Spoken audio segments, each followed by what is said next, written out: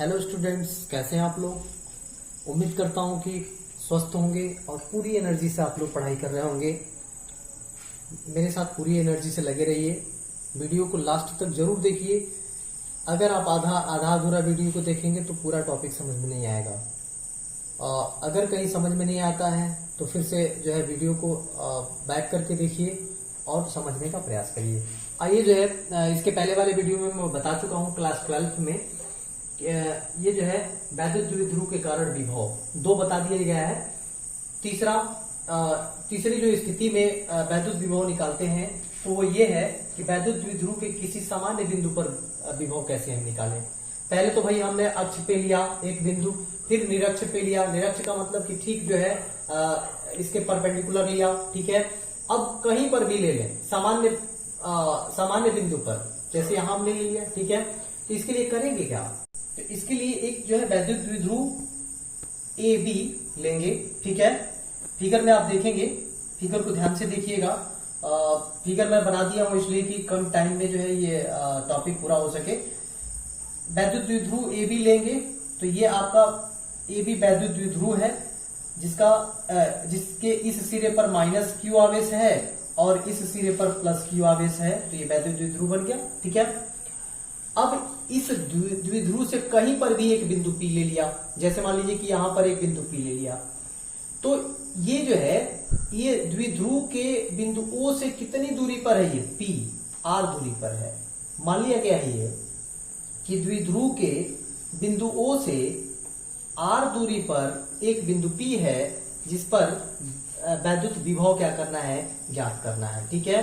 किसके कारण, तो AB द्विध्रुव के कारण, ठीक है। अब इसके लिए अब देखिए क्या करेंगे कि A से P को मिला देंगे और B से भी P को मिला देंगे, ठीक है। तो अब जो है बस वही सेम रूल जो इसके पहले आपने पढ़ा। इसके पहले हमने बताया कि माइनस क्यू के कारण P पर विभव निकाल देंगे, प्लस क्यू के कारण P पर विभव निकाल देंगे और दोनों को जोड़ देंगे, यानी कि नेट विभव P पर पूरे इस द्विध्रुव के कारण निकल जाएगा, ठीक है। तो अब इसके लिए जरूरत क्या पड़ती है भाई कि यहां से यहां के बीच की दूरी, यहां से यहां के बीच की दूरी। तो मान लिया कि A से P की जो दूरी है R1 है और B से P की जो दूरी है वो क्या है, R2 है, ठीक है। जैसा मैं बोल रहा हूं वैसे भी इसमें लिखा गया है, माना गया है, ये सारी चीजें मैं लिख दिया हूं स्टेटमेंट में, ठीक है। अब जो है समस्या ये आती है यहां से कि R1 और R2 की वैल्यू हम फाइंड कैसे करें, क्योंकि इसके पहले वाले वीडियो में तो ठीक इसके परपेंडिकुलर था, तो ये जो है समकोण त्रिभुज बन रहा था। यहां पर आपका ये समकोण त्रिभुज नहीं बन रहा है, तो फिर आप निकालेंगे कैसे ये R1, ठीक है। तो आइए जो है इस R1 को निकालने के लिए शुरू करते हैं प्रोसेस। तो करेंगे क्या, इस फिगर में कुछ रचना करेंगे, ठीक है। इस फिगर में रचना क्या करेंगे कि आप देख सकते हैं कि ये जो है O से और P की जो दूरी है R, इसको इधर बढ़ा देंगे, दूसरे साइड में इसके क्या करेंगे, बढ़ा देंगे। और बढ़ाने के बाद A से AM जो है लंब डाल देंगे इस पर, ठीक है। ये लंब डाला गया है, यानी कि O से ये बढ़ाया गया है आगे की तरफ और A से इस जो है OP पर क्या डाला गया है, AM लंब डाला गया है, यानी कि ये लंब डाल दिया, ठीक है। यही चीज यही काम फिर से B से करेंगे, यानी कि B से इस OP पर NB लंब डाल देंगे, ठीक है। NB लंब डाल दिया, ठीक है। तो जब लंब डालते हैं तो यानी कि ये अब आपका कितने डिग्री का कोण बन गया, देख लीजिए। ये आपका कितने डिग्री का कोण बना, 90 डिग्री का। ये आपका कितने का कोण बना, 90 डिग्री का। अब आपको जो है देखिए AOM जो त्रिभुज है वो समकोण त्रिभुज मिला और BNO ये त्रिभुज, ये क्या बना, समकोण त्रिभुज बना। मान लिया कि ये कोण क्या है, थीटा है। कौन सा कोण, तो NOB लिखा गया है यहाँ पे, देख लीजिए NOB मान लिया गया कि थीटा है। तो ये आपका कितना हो जाएगा, ये भी आपका क्या होगा, थीटा। क्योंकि ये देखिए दो लाइन एक दूसरे को जब क्रॉस करती है तो शीर्षाभिमुख कोण क्या होते हैं, आपस में बराबर होते हैं। तो ये थीटा है, तो ये भी क्या हो जाएगा, थीटा। तो यहाँ पे लिखा गया है AOM कितना हो गया, थीटा हो गया, ठीक है। यहां तक मेरी बात समझ में आ गई। स्टेप बाय स्टेप समझिएगा, घबराने की जरूरत नहीं, बिल्कुल आसान नहीं है। अब हम लोग क्या करेंगे, R1 की वैल्यू फाइंड करनी है। उससे पहले जो भी रूल्स है उसको फॉलो किया जाए। माइनस Q के कारण P पर विभव निकाल लेते हैं और प्लस Q के कारण P पर क्या निकाल लेते हैं, विभव निकाल लेते हैं, जिसमें R1 और R2 आएगा और बाद में R1 और R2 का मान निकाल के उसमें क्या करेंगे, पुट कर देंगे। ठीक है, अब आइए जो है यहां से पहले निकाल लेते हैं कि माइनस Q के कारण P पर विभव, तो लिखते हैं अब माइनस Q आवेश के कारण P पर विभव, P पर विभव मान लेते हैं V1 है, तो V1 बराबर K और माइनस Q अपॉन क्या हो जाएगा, R1। ठीक है, इसी प्रकार इसको मान लीजिए समीकरण नंबर 1। इसी प्रकार प्लस Q आवेश के कारण, प्लस Q आवेश के कारण, प्लस Q आवेश के कारण विभव, प्लस Q आवेश के कारण विभव मान लेते हैं क्या, V2 है, तो K और प्लस Q अपान यहां से और यहां तक की दूरी कितनी है भाई, R2 है। ठीक है, R2, तो इसको मान लेते हैं समीकरण नंबर 2। अब देखिए यहां पर जो है आपके लिए ये एक तरह का समझिए टास्क ही है कि R1 व R2 की वैल्यू आप निकालिए इस फिगर से और फिर इसमें ले आके क्या करिए, पुट करिए, तब जाकर के और फिर दोनों को क्या करिए, जोड़िए, तब जाकर के आपका जो है यहाँ पर नेट विभव निकल के आएगा। ठीक है, तो अब जो है, अब हम लोग जो है आगे का जो सफर हम लोगों का है वो R1 व R2 निकालने का है। तो आइए फिगर से जो है R1 व R2 निकालने की कोशिश करते हैं। ठीक है, तो सबसे पहले त्रिभुज को ले लिया जाए, त्रिभुज AMO में लिखेंगे, त्रिभुज AMO में, त्रिभुज AMO में लिखेंगे cos थीटा बराबर, cos थीटा बराबर क्या होता है, आप लोग मैथ में पढ़े होंगे, cos थीटा बराबर होता है आधार बटा कर्ण। तो अब यहाँ पर डिसाइड करना होगा इस त्रिभुज में आपको डिसाइड करना होगा कि जो है आधार कौन सा है और कर्ण कौन सा है, क्योंकि इसमें आधार और कर्ण की जरूरत पड़ेगी। तो ये अगर थीटा है तो इसके ठीक सामने वाला लंब होता है और 90 डिग्री के ठीक सामने वाला क्या होता है, कर्ण होता है। तो इसका मतलब कि AO यानी कि ये बिंदु O है, तो AO क्या है, कर्ण है, और OM क्या है, आधार है। ठीक है, तो यानी कि OM अपॉन क्या हो जाएगा, AO। ठीक है, अब चलिए क्रॉस मल्टीप्लाई कर लीजिए, इसके नीचे 1 होगा, तो OM बराबर क्या हो जाएगा, AO cos theta, AO cos theta. तो OM बराबर, AO का मान है आपके पास, देख लीजिए AO का मान क्या है, स्मॉल a है, तो इसके जगह पे स्मॉल a रख दिया और cos थीटा। ठीक है, तो देखिए OM का मान निकल गया। ठीक है, अभी इसकी जरूरत पड़ेगी, OM का मान निकल गया। ठीक है, अब आइए जो है OM is equal to A cos theta निकला है। तो अब देखिए यहां से अगर देखा जाए तो AP के बराबर MP होगा। ठीक है, MP होगा, क्यों, देखिए अगर ऐसा कहीं पर भी फिगर बना हो, अगर इस तरह से कहीं पर फिगर आपको दिखे, ठीक है, मान लीजिए A है, B है और ये एंड क्या है, C है, तो देख लीजिए AB से बड़ा कौन है, CB है। ठीक है, तो अगर जो है यहां से अगर हम लंब डाल दें इस पे, तो ये लंब क्या शो करता है, मान लीजिए कि ये जो है P पे मिल गया, तो अब ये लंब का मतलब अगर हम यहां से इसको काट दें तो ये PB, ये देख लीजिए PB के बराबर क्या हो जाएगा, AB हो जाएगा। ठीक है, क्यों हो गया, क्योंकि यहां से हमने लंब डाल दिया, तो ये भुजा अब यहां से यहां तक की भुजा के क्या हो जाएगी, बराबर हो जाएगी। तो सेम यही चीज यहां पे देखिए, यही चीज यहां पे आपको देखने को मिलेगी कि ये AP और ये PM, तो PM को आगे तक बढ़ाया गया था, ये इधर, तो अब यहां से लंब डाल दिया गया, तो AP के बराबर क्या हो जाएगा, MP हो जाएगा। ठीक है, तो अब यही चीज यहां पे लिखते हैं, जो है जो चीज यहां पे कहा गया वही चीज यहां पे फिर लिखते हैं, लिख सकते हैं AP is equal to MP। तो लिखिए since AP is equal to MP। अब देखिए थोड़ा सा इसको और मॉडिफाई करते हैं, AP is equal to MP की जगह पे क्या लिख सकते हैं, MP यहां से और यहां तक, तो देखिए दो पार्ट में इसको डिवाइड कर दीजिए, MO या OM कह सकते हैं आप, OM और प्लस क्या, OP, देख लीजिए OM और प्लस OP, तो मिलकर के क्या हो जाएगा, PM। ठीक है, तो यहां पे लिखिए OM प्लस OP लिख सकते हैं इसको। AP कितना है R1, आप देख सकते हैं मान चुके हैं A से P तक क्या है R1, तो यानी कि R1 is equal to OM आपका निकला हुआ है, देख लीजिए OM आपका A cos थीटा, तो रख दीजिए इसके जगह पे A cos theta plus OP, O से P के बीच क्या मान रखा है आपने R, तो इसके जगह पे क्या लिख देंगे R, ठीक है। तो ये देखिए आपका ये निकल के आ गया R1, जिसकी आपको जरूरत है कहां पर, यहां पर रखने को, ठीक है। तो आप जो है इसी प्रकार अब क्या लिखेंगे भाई, R2 की वैल्यू निकालेंगे कि नहीं निकालेंगे R2 की वैल्यू, ठीक है। तो सेम यही प्रोसेस लेके चलेंगे इसी प्रकार अब कौन सा त्रिभुज लेंगे, तो त्रिभुज देखिए BNO लेंगे, ये वाला त्रिभुज BNO, ये वाला त्रिभुज ले लेंगे। तो त्रिभुज BNO में क्या करेंगे भाई, फिर वही cos थीटा बराबर आधार बटा कर्ण। तो अब इसमें डिसाइड करिए पहले, ये 90 डिग्री का है तो इसके ठीक सामने कर्ण बनेगा, यानी कि OB क्या होगा, कर्ण होगा इसका, और आधार क्या होगा, अगर ये थीटा है आपका, ये थीटा है तो फिर ये इसके लगे भुजा ON आपका क्या बनेगा, ON आपका आधार बनेगा। तो यानी कि अब ये होगा ON बटा OB, ठीक है।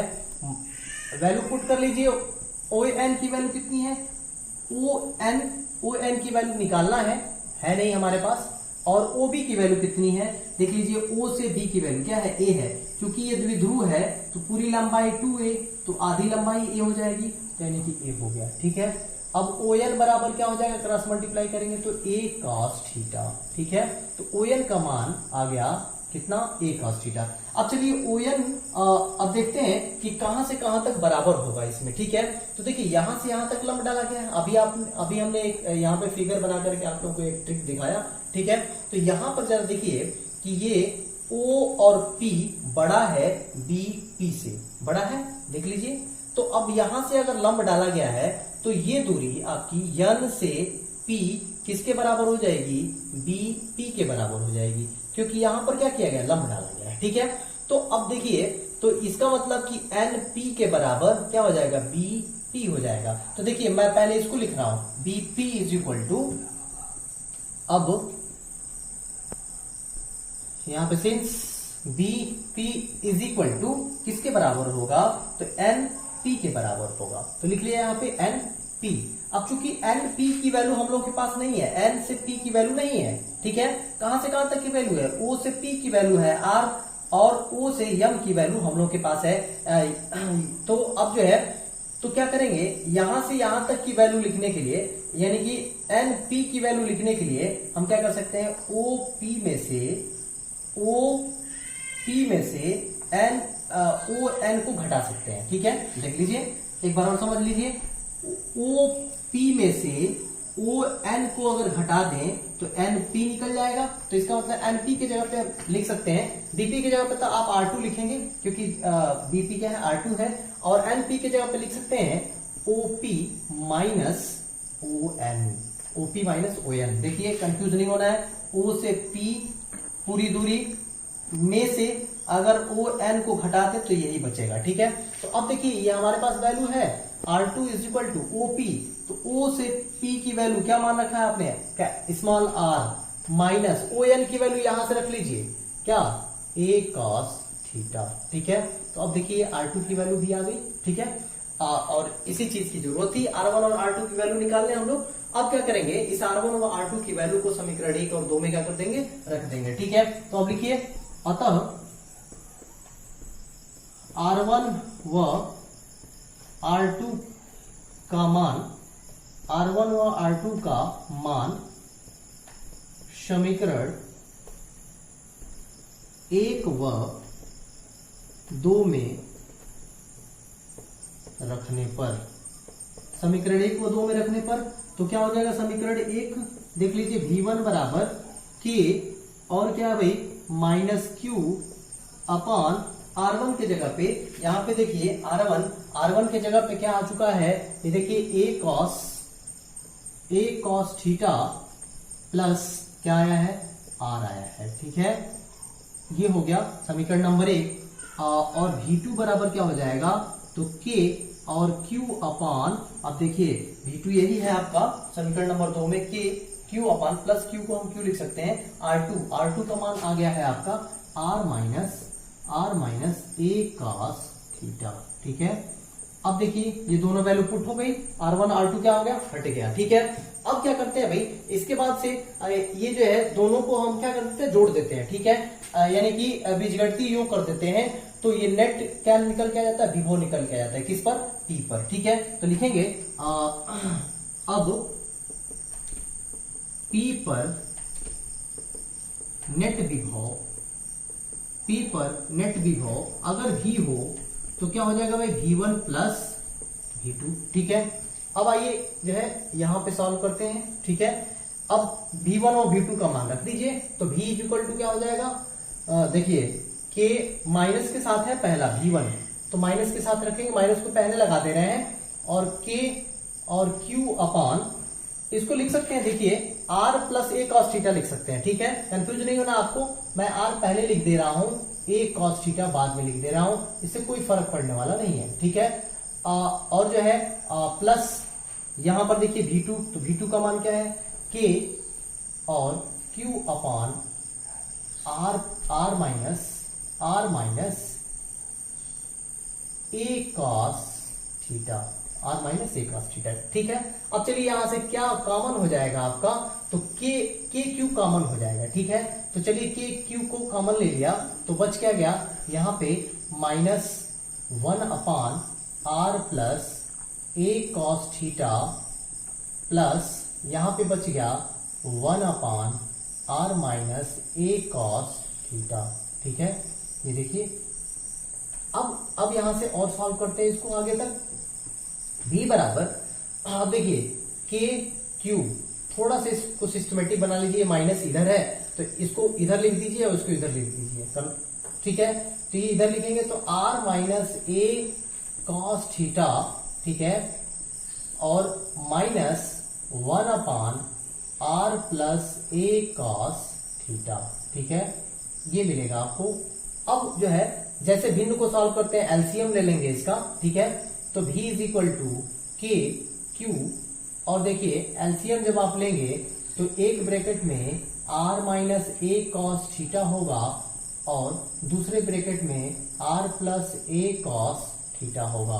ठीक है, अब जरा देखिए, इससे इसको डिवाइड करेंगे तो कट जाएगा, ये बचेगा तो ऊपर मल्टीप्लाई करेंगे तो R plus A cos theta हो जाएगा, R plus A cos theta. ठीक है, और माइनस ये लगा देंगे। अब देखिए इससे ये डिवाइड करेंगे तो ये कट जाएगा, ये बचेगा तो ऊपर जाएगा, तो R minus A cos theta. ठीक है, यहां भी ब्रैकेट लगाएंगे। ठीक है, अब सिस्टमेटिक सॉल्व करते जाइए, आ जाएगा result V is equal to K Q। ठीक है, अब देखिए अगर आप ब्रैकेट को हटाएंगे तो ये मिलेगा R A cos थीटा, ये तो डिस्टर्ब नहीं होगा, माइनस यहां से ब्रैकेट हटाएंगे तो अंदर वाला प्लस हो जाएगा, तो प्लस A cos थीटा ये मिलेगा अपान, ये देखिए एक ब्रैकेट में A माइनस बी और एक ब्रैकेट में A प्लस बी, तो क्या हो जाएगा, पहले का वर्ग माइनस दूसरे का वर्ग, तो दूसरे का वर्ग करेंगे तो A स्क्वायर क्या हो जाएगा, cos स्क्वायर थीटा हो जाएगा। ठीक है, ये हो जाएगा आपका। अब देखिए क्या कटने वाला है इसमें भाई, तो R से क्या कट जाएगा, R कट जाएगा, प्लस माइनस के साथ है तो। ठीक है, और यहां से आपका ये देखिए V is equal to K Q। ठीक है, K Q, और ये हो जाएगा 2A cos theta upon R square minus A square cos square theta. ठीक है, ये आएगा आपका। ठीक है, अब देखिए इसको जरा और ज्यादा सॉल्व किया जाए तो K और Q को इसके साथ लिख दीजिए, तो Q इंटू 2A और cos थीटा को अलग कर दीजिए बटा R square minus A square cos square theta. ठीक है, अब ये जानते हैं आप Q माइनस 2A आप लोग क्या होता है बताइए, P होता है वैद्युत द्विध्रुव आघूर्ण इंटू cos थीटा अपान क्या हो जाएगा, R square minus A square cos square theta. अब आप जानते हैं, अब इसके बाद का प्रोसेस क्या होता है कि A स्क्वायर को हटाना होता है यहां से। ठीक है, A स्क्वायर को क्यों हटाना होता है, क्योंकि जो है R के रिस्पेक्ट में, ये जो यहां से यहां तक की दूरी R है, इसके रिस्पेक्ट में ए जो है बहुत छोटा होता है, इसलिए इसको क्या कर देते हैं, हटा देते हैं। ए छोटा भी है, इसका वर्ग करेंगे और छोटा हो जाएगा, किसी और संख्या से गुणा कर देंगे तो और छोटा हो जाएगा। तो इसका मतलब कि लिखेंगे यदि r इज ग्रेटर देन ए, तो ए स्क्वायर को नगण्य लेने पर क्या हो जाएगा भाई, नगण्य लेने पर मतलब छोड़ देंगे इसको, ठीक है। तो v बराबर क्या हो जाएगा, v बराबर k और p cos थीटा अपॉन क्या हो जाएगा, r स्क्वायर, ठीक है। तो ये आपका निकल के आ जाता है कि अगर किसी सामान्य बिंदु पर हम जो है विभव निकालना चाहें वैद्युत द्विध्रुव के कारण, तो ये आपका निकल के फाइनल रिजल्ट आता है कि k p cos theta upon क्या होता है, r स्क्वायर, ठीक है। अब जो है यहां से ये आपका रिजल्ट हो गया, जो आपका जो है हेडिंग था जो आप निकालना चाहते थे, ठीक है। तो मुझे पूरी उम्मीद है कि आप लोगों को ये पूरा वीडियो अच्छे से समझ में आया होगा। अगर कहीं से कोई दिक्कत होगा तो कमेंट बॉक्स में जरूर लिखें, और जो है ज्यादा से ज्यादा पढ़ाई करें। ढेर सारे शुभकामनाओं के साथ आज का वीडियो यही समाप्त करते हैं।